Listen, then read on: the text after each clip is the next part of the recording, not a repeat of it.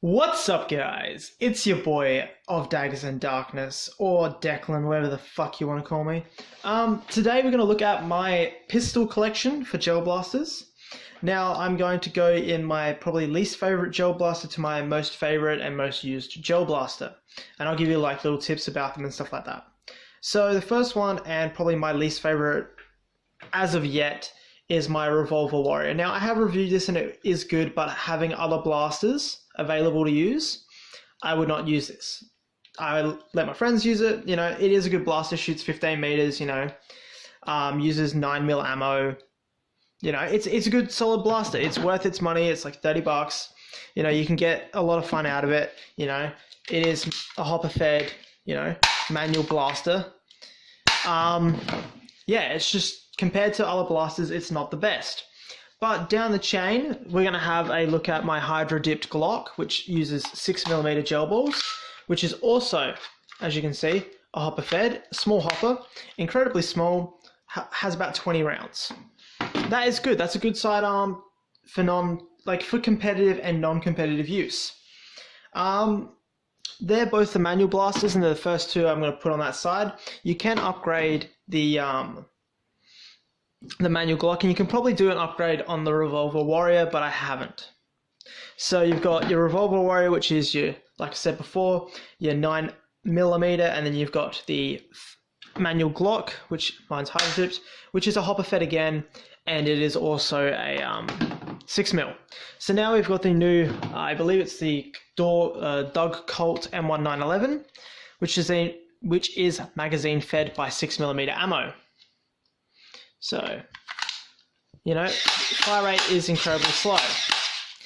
Hits hard and nicely for a 6mm round. Nice and compact, fits in holsters properly, which was a big plus for the manual Glock. That's why a lot of people liked it, because it fits into the leg holsters properly without modification.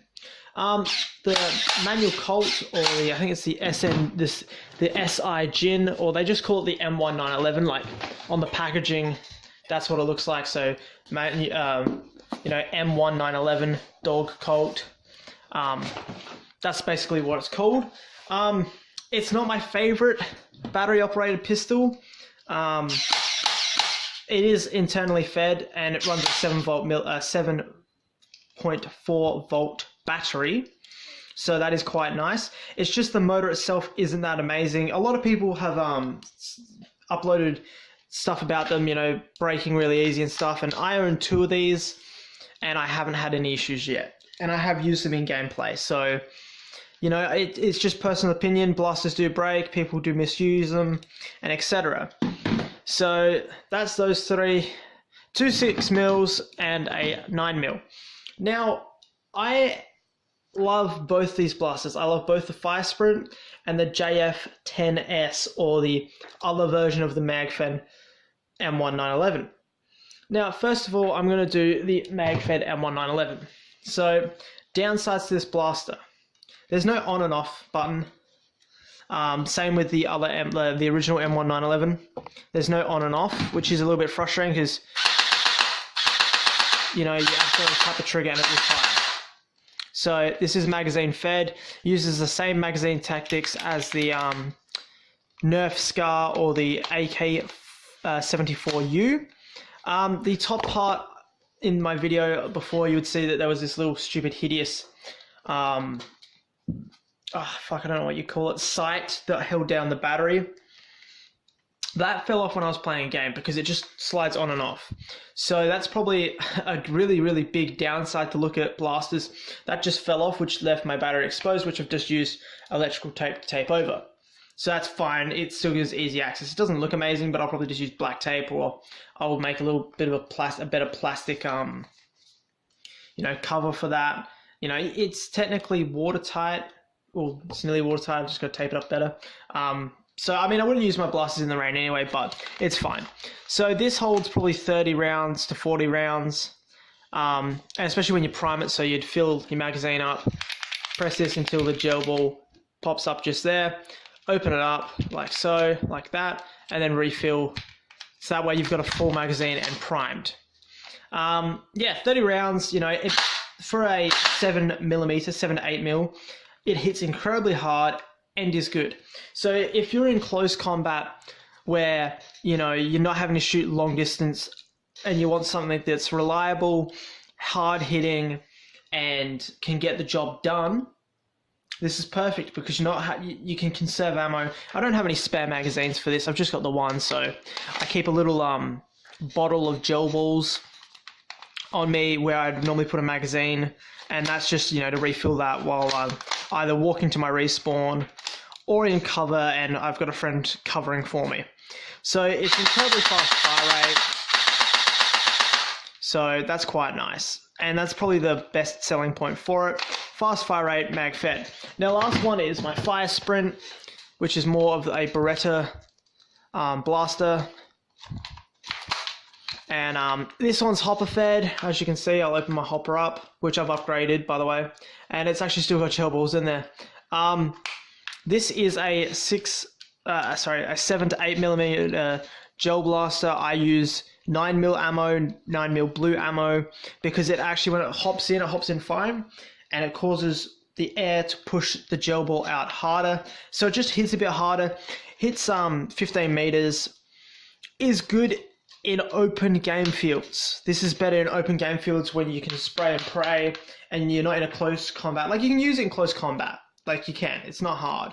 But this definitely feels a lot nicer in, you know, open field where you can just go shoot a bunch of rounds out and, you know, quickly fill up the top. I generally keep a bottle of gel balls if I do use any of my pistols. I keep a bottle of ammo because generally you do have to fill them up.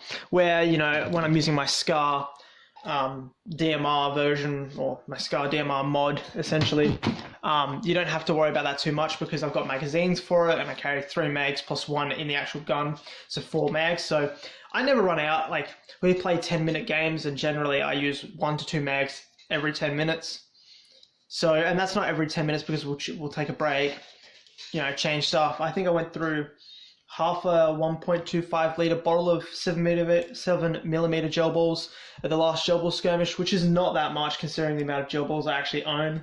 But back to the pistols, you know, you obviously, if you're using 6mm, it's a bit more annoying to get that kind of ammo because you have to specifically buy it, where I already had a large amount of, you know, 9mm ammo. So my 9mm does work for my revolver and my fire sprint, and then my 7mm works perfectly, which I probably use this one actually more than my fire sprint now, because even though it has less ammo, because my fire sprint holds 157mm rounds, this one hits a lot harder with the 7mm compared to the fire sprint, where the fire sprint's meant to take 7mm.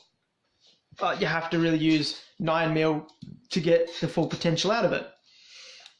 Even though this is definitely a lot more compact, as you can see, like the overcross view, you know, side by side view, you can see how thick they are, and then like that pretty much covers and dominates my 9mm, my JF 10S. Now I know why they just call it the other 9mm, because that's a bitch to say, but it's mag fed and I prefer this one. Faster fire rate, easy to control, and, you know, close quarters, it works perfectly. The only downside, yeah, no on off, so that's only one little downside compared to like the performance of the actual blaster itself, because I'm highly happy with both the M1911s. As you can see, fire rate's quite slow, but I'm still happy with it. Like, it's still a nice blaster to have. I'll probably end up selling one of my M1911s because I just don't need essentially 3. Like, I was mucking around at the last Jebel Comp, and I actually had my M1911, my other M1911, and my Fire Sprint all on my kit at once, and you just don't need it. And when I was using it in the SCAR, the Jim Ming SCAR, I really didn't need that much firepower considering I have 2 hands and that's it. Next time I play, it depending the field, it will either be my Fire Sprint, I'll bring my Fire Sprint and my my other M1911, but I'll probably use a mixture of both just depending how the enemy's playing the game. But yeah, definitely guys, if you are just starting out, get yourself a Revolver Warrior for $30 or a Manuel Glock, you know. They're like 30 bucks generally from AliExpress. They're probably even cheaper from AliExpress. I think they're like 20 bucks for two. You know, not too hard ammo to get. I mean, the Manuel Glock is a little bit frustrating. It costs you like $5 for 10 gel ball packets on eBay, which is incredibly good. It's just, you know, it's a little bit harder than you can't bulk buy it as much as 7mm ammo. You can buy like, you know, 10,000 7mm rounds. So if you're starting out, guys, grab the Revolver Warrior or the Manuel Glock. If you're a more avid player and you've got a bit of a collection and you want a new blaster that's going to rely more heavily, you know, something with a bit more strength, you know, probably just get either the Fire Sprint or the other M1911, because the other M1911's got definitely a stronger motor. Still, it's got 7.4 volts. They all three have got 7.4 volts, but the other M1911 is perfect. It's a mixture between the amount of gel balls you can actually use and it's the hitting distance and stuff like that. Same with, if you don't like the look of it, just go with the Fire Sprint. I will tell you guys how to do that mod. Essentially, you just cut the hopper off, get a fake Elotech that has a front port, put it on, because the fake Elotech is actually a hopper for assault blasters that are hopper fed. Glue it on with a bit of glue, as you can see I've done, and then it just feeds perfectly. So yeah, either get one of those, but if you're an avid collector of blasters and have a lot, and you don't have the M1911, pick one up. You know, a lot of people are having issues with, not a lot, but some people are having issues with them. I own two, like I said, haven't had any issues.